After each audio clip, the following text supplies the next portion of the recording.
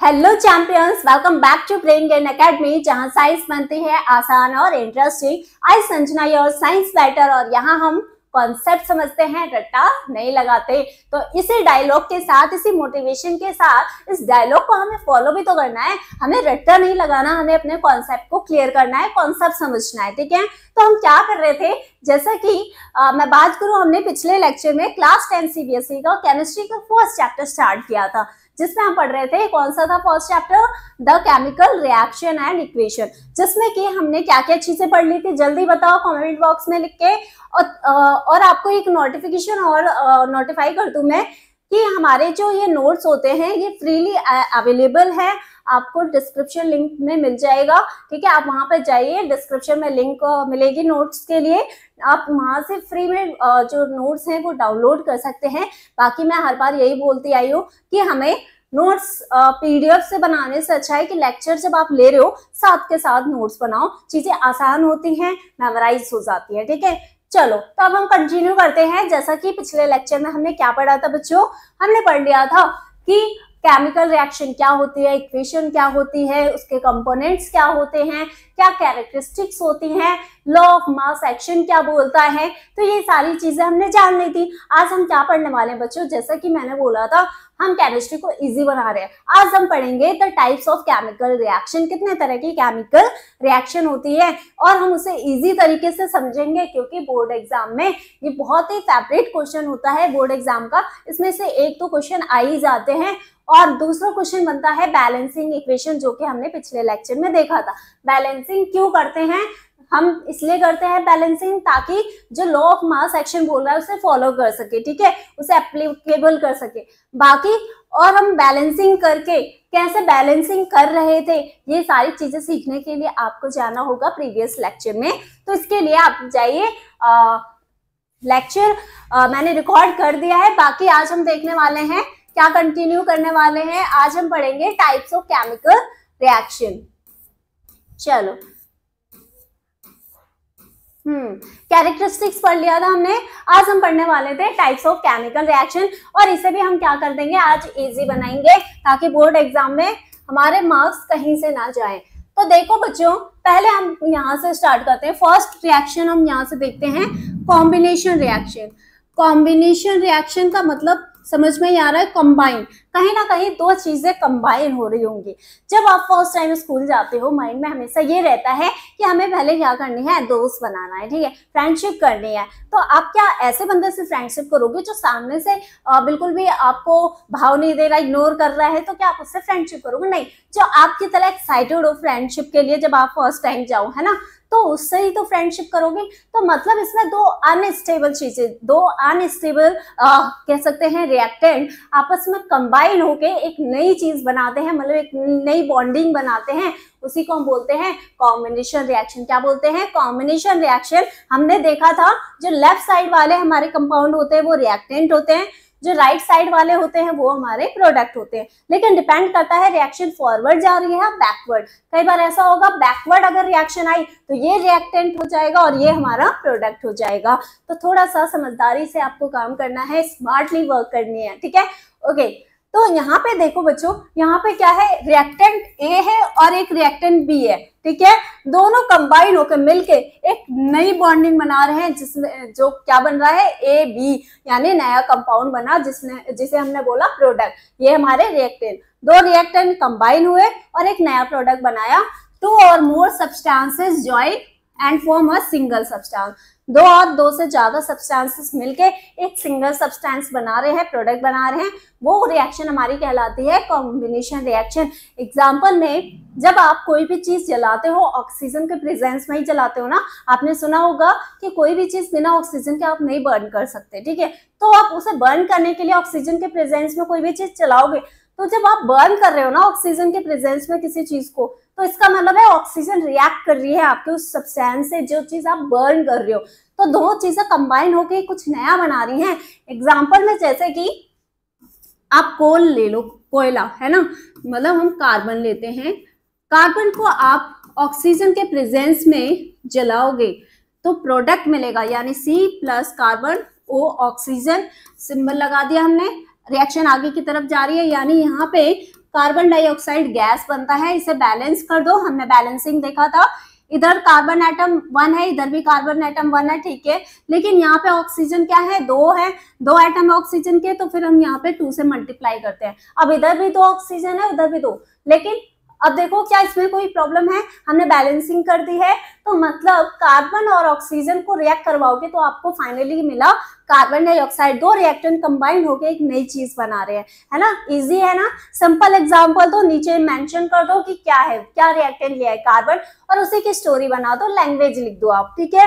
Okay, अब हम बात करते हैं डीकंपोजिशन रिएक्शन। कोई तीसरा बंदा आता है, कोई ऐसी एनर्जी आप लोगों से जो जलता है, आपकी फ्रेंडशिप से, आप दोनों फ्रेंड तो बन गए, लेकिन कोई ऐसा बंदा आया, उसने सोचा भाई ये लोग फ्रेंड कैसे बन गए पहले पहले दिन, चलो इनकी बॉन्डिंग को ब्रेक करते हैं। तो मतलब आपकी दोस्ती तोड़ने के लिए कोई एनर्जी आई, मतलब एक्स्ट्रा किसी ने एफर्ट डाला, और क्या किया, जो आप फ्रेंडशिप बन के ए बी बने थे ना, अब फिर से किसी ने बॉन्डिंग ब्रेक की और आप दोनों अलग अलग हो गए। तो यही रिएक्शन क्या कहलाती है, जब कोई वन कंपाउंड ब्रेक हो जाता है 2 प्रोडक्ट में, यानी 2 अलग अलग कंपोनेंट में ब्रेक, सब्सटेंसेस में ब्रेक हो जाता है, वो रिएक्शन क्या कहलाती है, डीकंपोजिशन रिएक्शन कहलाती है। क्या कहलाती है, डीकंपोजिशन रिएक्शन। ये टाइप्स ऑफ 2 है। ओके, यहाँ पे फर्स्ट कॉम्बिनेशन डीकंपोजिशन, हम उसे भी पहले लिख सकते थे, लेकिन आपके कॉन्सेप्ट को क्लियर, इजी तरीके से क्लियर करने के लिए हमने पहले आपको समझाया, आपने दोस्ती करी, कॉम्बिनेशन हुआ, 2 लोग मिलके एक बने, और यहाँ पे जो लोग एक बने थे उन्हें तोड़ के फिर से 2 बना दिया गया, डीकंपोजिशन रिएक्शन हो गई, ठीक है। ओके, उसके बाद होती है थर्ड, हमारी होती है थर्ड रिएक्शन है सिंगल रिप्लेसमेंट, या फिर हम कहते हैं डिस्प्लेसमेंट रिएक्शन, ठीक है। डिस्प्लेसमेंट रिएक्शन क्या है, यहाँ पे आपने देखा, आप लोगों की बॉन्डिंग ब्रेक करने के लिए एक अलग तरकीब अपनाई गई। यहाँ पे तो डायरेक्ट आपको ब्रेक करके बिल्कुल अलग कर दिया, लेकिन यहाँ पे क्या है, मतलब यहाँ एक तरीके से फोर्सफुली करी गई हैं चीजें, लेकिन यहाँ पे अब क्या करी जाएगी, प्यार से करी जाएगी। कैसे करेंगे प्यार से, पहले आप दोनों दोस्त थे, एक आप हो और एक आपका फ्रेंड है, ठीक है, ए और बी। उसके बाद तीसरा पर्सन को सोचता है इन्हें फोर्सफुली ब्रेक करेंगे तो ये ब्रेक आसानी से नहीं होंगे, इनकी बॉन्डिंग ब्रेक करने के लिए हमें कोई प्यार वाला तरीका अपनाना होगा। तो क्या होता है कि ये जो सी वाला बंदा होता है, ये बोलता है चलो हम क्या करते हैं, धीरे धीरे ए वाले को इम्प्रेस करते हैं। क्या करते हैं, ए वाले को इम्प्रेस करके हम क्या करते हैं, बी वाले को वहां से हटा देंगे। तो इन्होंने क्या किया, सी वाले बंदे ने, थर्ड पर्सन ने क्या किया, इसे हटा के सी वाले मतलब बी को हटा के सी उसकी जगह चला गया और बी वाले को रिप्लेस कर दिया। मतलब एक बंदे ने, थर्ड पर्सन ने जाके उसमें से बी वाले को, सेकंड वाले पर्सन को हटा के और उसकी जगह ले ली। सोचो, इम्प्रेस किया और वहां से हटा दिया, तो मतलब किसी को डिस्प्लेस किया है, उसकी जगह से रिप्लेस किया, रिप्लेस किया है, मतलब उसे हटा के खुद वहां जाना, है ना, एक चीज हटा के दूसरी चीज वहां रखना, डिस्प्लेसमेंट रिएक्शन कहलाती है। तो ये किस तरह के, सिंगल डिस्प्लेसमेंट, मतलब केवल एक एटम को क्या किया हमने, डिस्प्लेस किया है। तो atom of an element swap with atom of a second element in a compound. एक कंपाउंड में अगर एक एटम को हटा के कोई दूसरा एटम लग जाता है तो उस प्रोसेस को हम बोलते हैं, सिर्फ सिंगल एटम रिप्लेस हो रहा है तो उसे बोलते हैं हम सिंगल डिस्प्लेसमेंट रिएक्शन, ठीक है। अभी हम इनके एग्जांपल रियल केमिकल वे में एग्जांपल देखेंगे, ये तो आपको समझाने के लिए है कि आखिर इनका मतलब क्या है। अब हम देखते हैं double displacement reaction. Double displacement में मतलब डबल डिस्प्लेसमेंट होंगी, मतलब ये दोनों फ्रेंड है ए और बी, और ये हमारा सी और डी, ये दोनों फ्रेंड है, ठीक है। अब क्या होगा, ये चाहता है कि मैं ए वाले के साथ चला जाऊं और बी वाला सोचता है मैं सी वाले के साथ चला जाऊं। तो क्या होता है, दोनों एक दूसरे को रिप्लेस करते हैं, जो जिसे चाहता है वो उसके साथ चला जाता है। तो मतलब यहाँ पे डबल डिस्प्लेसमेंट, 2 एटम का डिस्प्लेसमेंट हुआ है, तो इसीलिए इसे बोला जाता है डबल डिस्प्लेसमेंट रिएक्शन, जिसमें positive ion exchange between 2 components या फिर 2 कंपाउंड, मतलब 2 कंपाउंड आपस में रिएक्ट कर रहे हैं और उनमें दोनों कंपाउंड के एटम रिप्लेस हो रहे हैं अदर 2 एटम से। अभी हम इन्हें थोड़ा सा एग्जांपल के साथ देखेंगे तो और क्लियर होंगी चीजें, ठीक है। जैसे यहाँ पे सिंगल एटम डिस्प्लेस हुआ था, ऐसे ही यहाँ पे अब यहाँ पे क्या हो जाएगा, डबल एटम, दो दो एटम एक साथ क्या हो रहे हैं, डिस्प्लेस हो रहे हैं। चलो देखते हैं। टाइप्स ऑफ केमिकल रिएक्शन में जैसे कि एग्जांपल अगर हम बात करें तो यहाँ पे देखो ये रही डिकम्पोजिशन रिएक्शन। डिकम्पोजिशन मतलब कोई चीज ब्रेक हो रही है, तो ये H2O2 ये क्या है, हाइड्रोजन पेरोक्साइड। क्या है बच्चों, हाइड्रोजन पेरोक्साइड है। हाइड्रोजन पेरोक्साइड जब ब्रेक होती है तो ये एक तो वाटर मॉलिक्यूल बनाती है और दूसरा हमारा क्या बना रही है, ऑक्सीजन। वाटर और ऑक्सीजन मॉलिक्यूल बन रहा है। ये हो गया हमारा एग्जांपल डिकम्पोजिशन। एक सिंगल कंपाउंड दो अलग अलग एलिमेंट और कंपाउंड में ब्रेक हो गया, डिकम्पोजिशन। सिंथेसिस यानी कॉम्बिनेशन रिएक्शन का एग्जांपल या तो तुमको कार्बन प्लस ऑक्सीजन वाला दे सकते हो, या तो आप यहाँ पे अप्लाई करो हाइड्रोजन और ऑक्सीजन को जब रिएक्ट करवाते हो तो हमें मिलता है H2O यानी वाटर। क्या है ये, वाटर है बच्चों। और ये क्या है, हाइड्रोजन गैस, हाइड्रोजन गैस। और ये हमारी ऑक्सीजन गैस। ये हो गया सिंथेसिस। दो अलग अलग एलिमेंट्स मिलके एक नया कंपाउंड बना रहे हैं, उसी को हमने बोला कॉम्बिनेशन रिएक्शन बोला, ठीक है। उसके बाद सिंगल डिस्प्लेसमेंट यानी रिप्लेसमेंट रिएक्शन। यहाँ पे देखो कॉपर सल्फेट है, ये कॉपर सल्फेट है। अब जिंक को जेलसी हो रही है कि ये कॉपर यहाँ कैसे है, मतलब ये हाईली रिएक्टिव है, ये ज्यादा इंप्रेसिव है एज कम्पेयर टू हमारे कॉपर, तो इसीलिए ये जिंक क्या करता है, जिंक सल्फेट मतलब सल्फेट के साथ चला जाता है और कॉपर को बेचारे को अलग निकाल देता है। तो मतलब यहाँ पे कॉपर क्या हो गया है, निकल चुका है, +2 चार्ज है इस पे, कॉपर आयन अलग हो गया। मतलब यहाँ पे देखो जिन पे पॉजिटिव चार्ज होता है ना बच्चों, उन्हें बोलते हैं कैटायंस। ये आयंस होते हैं, जिन एटम मॉलिक्यूल पे चार्जेस आ जाए उन्हें हम क्या बोलते हैं, आयन मॉलिक्यूल्स बोलते हैं, ठीक है। और आयंस भी दो तरह के होते हैं, एक एनायन और एक हमारा क्या होता है, कैटायन। एक हमारा कैटायन जिसपे प्लस चार्ज हो अगर एटम के ऊपर पॉजिटिव चार्ज है, और अगर हम एनायन की बात करें, एनायन में नेगेटिव चार्ज आता है एटम के ऊपर, तो उसे हम एनायन मॉलिक्यूल बोलते हैं। ओके, अब हम देखते हैं डबल डिस्प्लेसमेंट रिएक्शन के एग्जांपल। यहाँ पे देखो सोडियम सल्फेट है और ये बेरियम क्लोराइड है। अब ये आपस में क्या हो जाएंगे, अलग अलग हो जाएंगे। मतलब ये जो Cl है ये Na के साथ आ जाएगा और बेरियम जो मेटल है ये सोडियम को हटा के खुद सल्फेट के साथ लग जाएगा, मतलब बेरियम सल्फेट। और यहाँ पे क्या बना, 2 मॉलिक्यूल ऑफ NaCl। ये क्या है, बेरियम सल्फेट, ये sodium chloride salt, sodium chloride, ठीक है। और ये सोडियम सल्फेट, ये हमारी बेरियम क्लोराइड।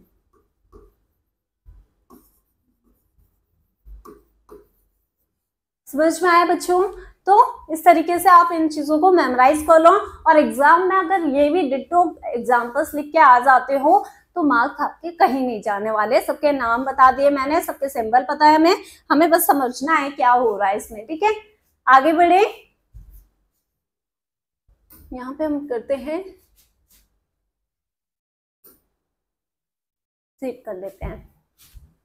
ओके, तो क्या है ये चीजें समझ में आ रही है, हम क्यों पढ़ रहे हैं इन चीजों को, क्योंकि ये चीजें रियल लाइफ में भी होती हैं, कुछ रियल लाइफ के भी एग्जांपल्स हैं ये। और ये कहीं ना कहीं हमारी किसी ना किसी फूड इंडस्ट्री में, केमिकल इंडस्ट्री में, फार्मा इंडस्ट्री में, या फिर हम कह सकते हैं टेक्सटाइल इंडस्ट्री में, इन सब में फैब्रिक वगैरह में यूज किए जाते हैं केमिकल, तो इसीलिए इनकी स्टडी करी जाती है।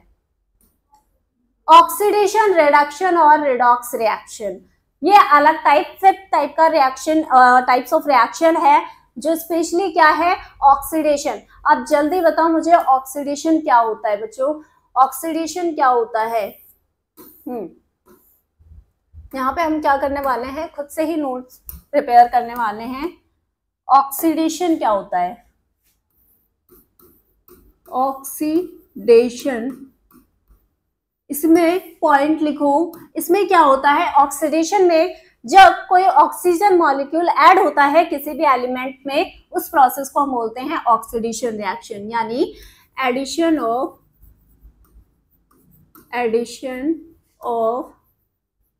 क्या O2 या फिर removal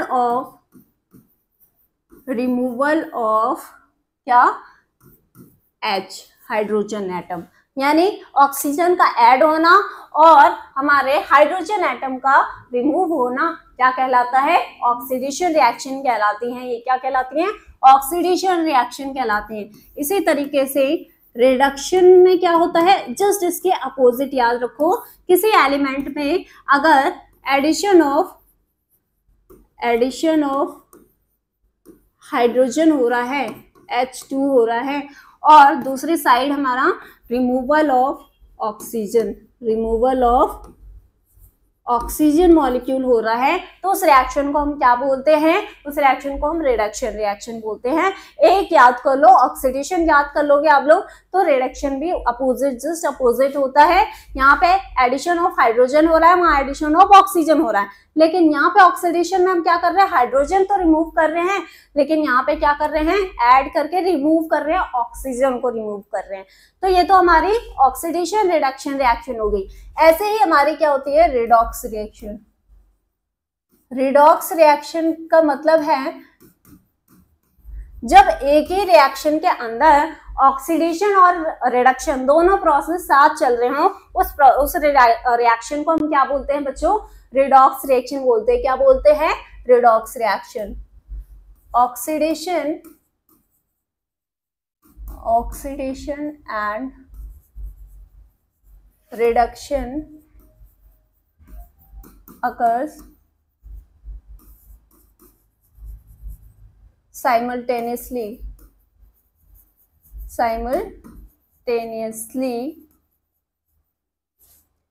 in a single reaction, एक ही रिएक्शन के अंदर at a टाइम। ठीक है, एक टाइम पे एक रिएक्शन के अंदर दो चीजें एक साथ हो रही है, ऑक्सीडेशन भी हो रहा है, साथ के साथ रिडक्शन भी हो रहा है, तो उस रिएक्शन को हम बोलते हैं रिडॉक्स रिएक्शन। ये टाइप्स आपको याद होने चाहिए स्पेशली। ठीक है, रिडॉक्स रिएक्शन क्या है, ऑक्सीडेशन का मतलब क्या है, ऑक्सीजन ऐड हो रहा है, हाइड्रोजन रिमूव हो रहा है। रिडक्शन में जस्ट अपोजिट, हाइड्रोजन ऐड होगा तो ऑक्सीजन रिमूव हो जाएगा, और रिडॉक्स में दोनों चीजें होती हैं, एक तरफ एडिशन ऑफ ऑक्सीजन हो रहा होता है और दूसरी तरफ क्या हो रहा होता है, एडिशन ऑफ हाइड्रोजन। ठीक है, आगे बढ़े।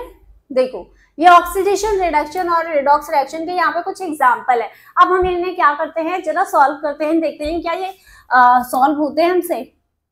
आ जाओ, आप लोग बताओ, ये वाली जो रिएक्शन है इसमें क्या हो रहा है। ये देखो, जिंक ऑक्साइड है। ठीक है, जिंक ऑक्साइड है, तो यहाँ पे क्या हो रहा है, जिंक निकल के चला गया अलग, और ये जो ऑक्सीजन है वो कार्बन के साथ आ चुका है।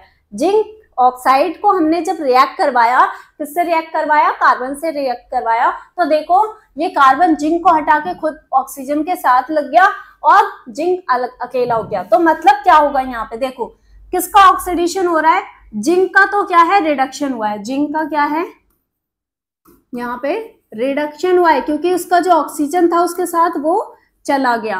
और अगर हम देखें यहाँ पे क्या है, कार्बन के पास पहले ऑक्सीजन नहीं था, अब ऑक्सीजन ऐड हो गया, तो मतलब इसका क्या हुआ होगा, कार्बन का ऑक्सीडेशन। यहाँ पे लिख सकते हैं कार्बन का क्या हुआ है, ऑक्सीडेशन। अब आप देख सकते हो दोनों चीजें एक ही रिएक्शन में हो रही हैं, ऑक्सीडेशन और रिडक्शन हो रही हैं, तो मतलब दोनों चीजें एक ही साथ एक रिएक्शन के अंदर हो रही हैं, तो इट्स मीन्स ये रिडॉक्स रिएक्शन भी है, प्लस इसी के अंदर रिडक्शन और ऑक्सीडेशन भी। हम समझ चुके हैं कि ऑक्सीडेशन और रिडक्शन क्या होता है। अब यहाँ पे अगर हम बात करें, नाइट्रोजन गैस है, इसमें हमने हाइड्रोजन गैस ऐड करवाया तो हमें एक सिंगल प्रोडक्ट मिला, अमोनिया।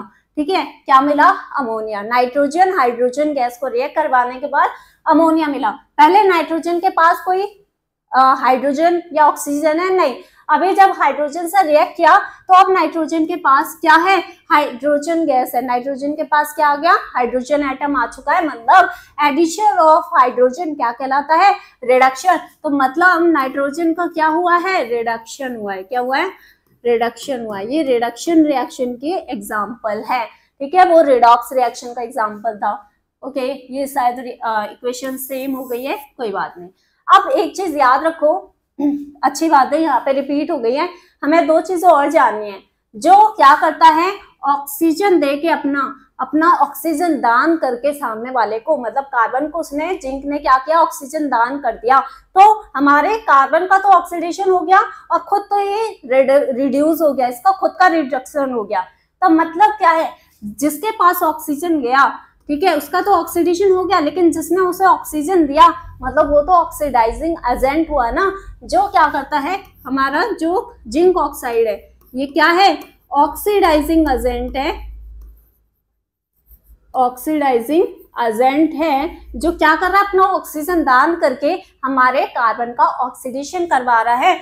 और अगर हम बात करें, जो हमारा कार्बन है ये क्या कर रहा है, ऑक्सीजन लेके खुद तो ऑक्सीडाइज हो गया, लेकिन सामने वाले का रिडक्शन हुआ, मतलब उसका क्या किया, ये रिड्यूसिंग एजेंट कहलाएगा, क्योंकि इसने इसका जिंक का रिडक्शन करवा दिया, जिंक का क्या करवाया, रिडक्शन करवाया। तो कार्बन क्या कहलाएगा, हमारा कार्बन कहलाएगा रिड्यूसिंग एजेंट, रिड्यूसिंग एजेंट।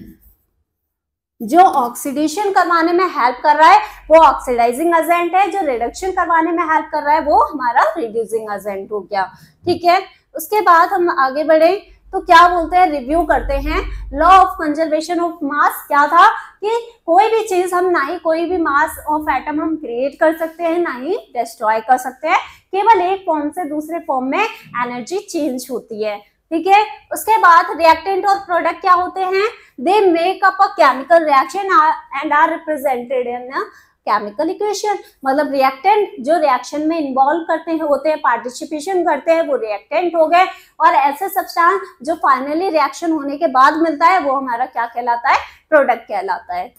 चलिए, a chemical reaction can be a decomposition. अब हमें पता है कोई भी रिएक्शन हो सकता है वो डीकम्पोजिशन रिएक्शन हो, या हो सकता है वो कॉम्बिनेशन रिएक्शन हो, या फिर हो सकता है वो रिप्लेसमेंट भी हो, या फिर डबल डिस्प्लेसमेंट रिएक्शन भी हो सकती है। ये आपके लिए क्वेश्चन है, आप कमेंट बॉक्स में लिख के बताना कि ये हमारे किस तरह के रिएक्शन है।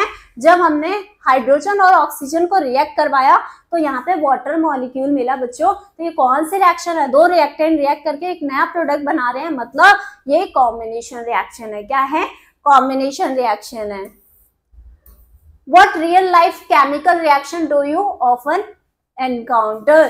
अब हम बात करते हैं कुछ हमारे रियल लाइफ केमिकल रिएक्शन होती हैं जो हमने देखी होगी, अपने रियल लाइफ में देखते ही हैं। हमारे घर के आसपास आपने नोटिस किया होगा कि हमारे घर के आसपास जो लोहे लक्कड़ वाली चीजें होती है, लोहे की चीजें, आयरन से बने हुए चीजें होती हैं, वो अगर काफी टाइम के लिए हम बिना उसे किसी केयर के हम उसे घर के आसपास ऐसे छोड़ देते हैं, पानी, मॉइस्चर और ऑक्सीजन के प्रेजेंस में, एयर के प्रेजेंस में, तो क्या होता है उसमें एक, आप देखते हो रेड रेड्स और जंग लग जाता है। क्या लगता है, जंग, जिसे इंग्लिश में, यहाँ साइंस की लैंग्वेज में क्या बोलते हैं बच्चों, रस्टिंग बोलते हैं। क्या बोलते हैं, रस्टिंग।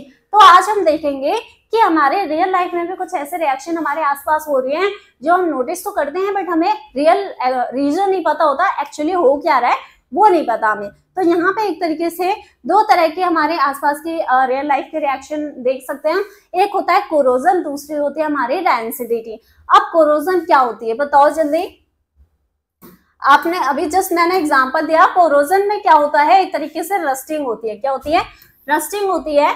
कोरोजन, चलो यहाँ देखो, corrosion is the gradual destruction of the metal. मतलब धीरे धीरे जब मेटल से बनी हुई चीजें डिग्रेड हो जाती हैं due to the reaction with the substance. क्यों होती है, जैसे कि मॉइस्चर की वजह से, एसिड की वजह से। रस्टिंग ऑफ आयरन जैसे कि एग्जांपल है, rusting of iron, blackening of silver, ये कुछ हमारे कोरोजन के एग्जांपल है। मतलब कि कोरोजन का मतलब होता है टाइम के साथ जब हमारे मेटल डिग्रेड हो जाते हैं, मॉइस्चर की वजह से, एयर की वजह से, ऑक्सीजन की वजह से, या फिर हम कह सकते हैं कुछ हमारे मॉइस्चर में, हमारे इन्वायरमेंट जो एसिड होते हैं, पॉल्यूटेड एसिड्स प्रेजेंट होते हैं, वो क्या करते हैं, धीरे धीरे मेटल को डिग्रेड कर देते हैं, ब्रेक करने लगते हैं। तो बच्चों उसी प्रोसेस को कोरोजन बोलते हैं। एग्जांपल में rusting of iron, blackening of silver. Silver भी देखा होगा आप, सिल्वर की कोई चीज चांदी की पहनते हो, टाइम के साथ काली पड़ जाती है, फिर आप जाते हो सुनार के पास उसे क्या करवाने के लिए, क्लीन करवाने के लिए, है ना, ठीक है। ग्रीनिंग ऑफ कॉपर, कई बार ऐसा होता है हमारे जो कॉपर होते हैं वो ग्रीन कलर में, मतलब उनमें भी कोरोजन होता है। तो ये सब क्या है, ये एग्जाम्पल है कोरोजन के, ठीक है। ग्रीन, अगर कॉपर का कलर ग्रीन हो जा रहा है तो मतलब वो क्या हो गया है, मेटल डिग्रेड हुआ है टाइम के साथ, इसीलिए वो ग्रीन हो चुका है ना। रैंसिडिटी, अगर हम दूसरा बात करें, ये दूसरा है टाइप ऑफ रिएक्शन। रैंसिडिटी, जब आप देखते हो बहुत सारी जो फूड आइटम्स होते हैं, जो हमारे स्नैक्स वगैरह होते हैं, वो क्या होते हैं, एक पॉलिथीन में पैक होते हैं ना, और उसमें एयर टाइट वो मतलब फिल्ड होते हैं, पैक्ड होते हैं। हम बोलते हैं ये दुकान वाले क्या करते हैं, अपना पैसा वसूल करने के लिए खाने की चीज तो कम देते हैं, चिप्स कुरकुरे कम होती है, लेकिन उस पैकेट के अंदर हवा ज्यादा भर देते हैं बिना बात के। वो बिना बात के नहीं होती हैं, वो इसलिए डाली जाती हैं क्योंकि अगर वो उसमें जो गैस है ना, स्पेशली एग्जाम्पल में नाइट्रोजन गैस होती है, वो जो क्या करती है, हमारे फूड को डिग्रेड होने से, खराब होने से बचाती है, स्मेल आने से बचाती है, उसमें कोई माइक्रोबियल ग्रोथ ना हो, फंगल इन्फेक्शन ना लगे, इसलिए उसमें हमारे क्या कर दी जाती है, हमारे गैसेस फिल कर दी जाती हैं। और जो ऑक्सीजन होता है वो भी हमारे फूड को क्या करता है, टाइम के साथ खराब कर देता है। तो इसीलिए नाइट्रोजन ऑक्सीजन हमारे फूड से रिएक्शन ना करे, इसीलिए हम नाइट्रोजन डाल देते हैं कि ऑक्सीजन क्या करे, बिजी हो जाए नाइट्रोजन से लड़ने में। नाइट्रोजन क्या करता है, ऑक्सीजन को पकड़ के रखता है ताकि ऑक्सीजन हमारे फूड से जाकर रिएक्शन ना करे और हमारा फूड हमारे लिए सेफ रहे, खराब ना हो, उसमें स्मेल ना आए। आप खुद ही ट्राई करना, कोई चिप्स का या कुरकुरे का पैकेट आप देखते भी होगे कि आपने ओपन करके रख दिया एक दिन के लिए, फिर दूसरे दिन वो खाने जैसे लायक नहीं होता, उसमें स्मेल आने लगती है, टेस्ट चेंज हो जाता है। तो हुआ क्या वहां पे हुआ रैंसिडिटी की प्रॉब्लम हुई, मतलब हमारा फूड डिग्रेड हो गया। क्यों हुआ, क्योंकि उस फूड के अंदर कहीं ना कहीं फैट होता है, ऑयल होता है, जिसका ऑक्सीडेशन हो जाता है, मतलब ऑक्सीजन ऐड हो जाता है, जिसकी वजह से टेस्ट स्मेल चेंज हो जाती है। अगर आपको उसे प्रिवेंट करना है तो वहां पे एंटीऑक्सीडेंट, मतलब नाइट्रोजन गैस जो क्या करती है, ऑक्सीजन के अगेंस्ट काम करती है, ऑक्सीजन को पकड़ के रखती है, उसमें ऐड कर सकते हो फूड में ताकि एयर टाइट रहे, उसमें बिल्कुल भी एयर ना जाए, इसीलिए वो एयर टाइट पैक होती है। Chips bags are flushed with nitrogen to slow oxidation. आपने देखा होगा चिप्स कुरकुरे की जो पैकेजिंग होती है वो इसीलिए ज्यादा फूली सी होती है, उसमें एयर, वो जो एयर होती है वो होती क्या है, वो नाइट्रोजन गैस होती है, ठीक है।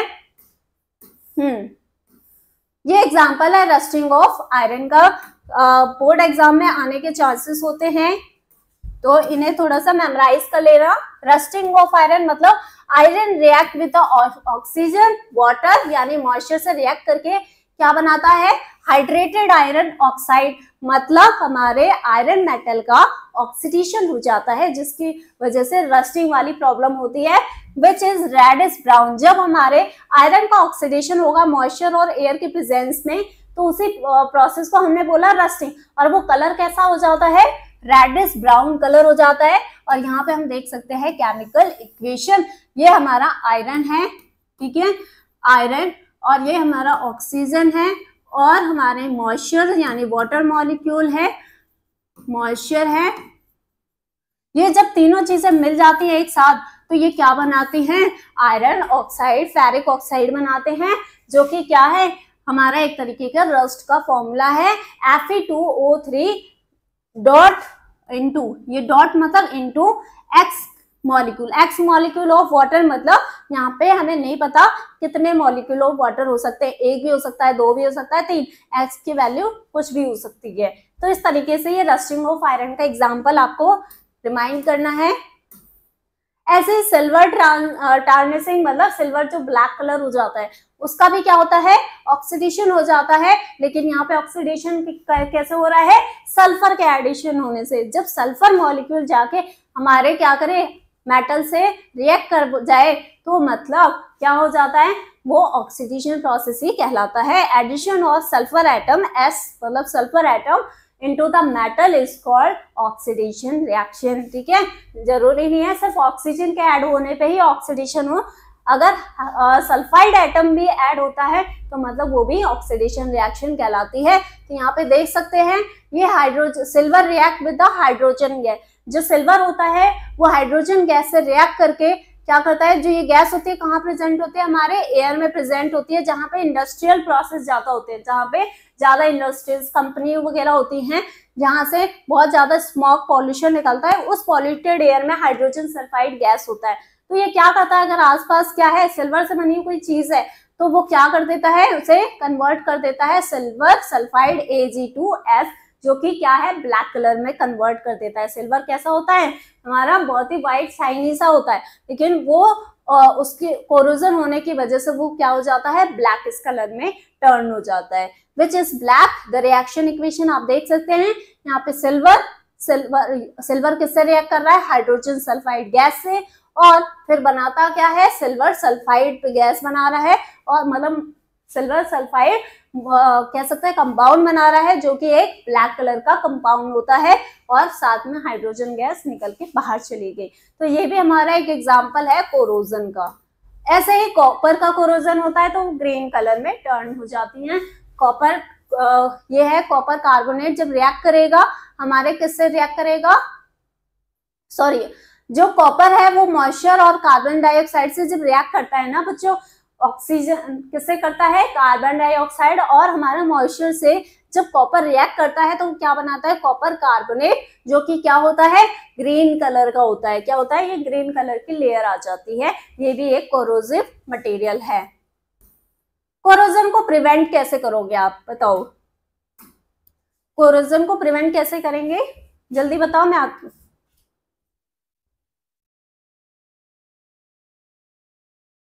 चलिए, तो यहाँ पे क्या है मटेरियल सिलेक्शन।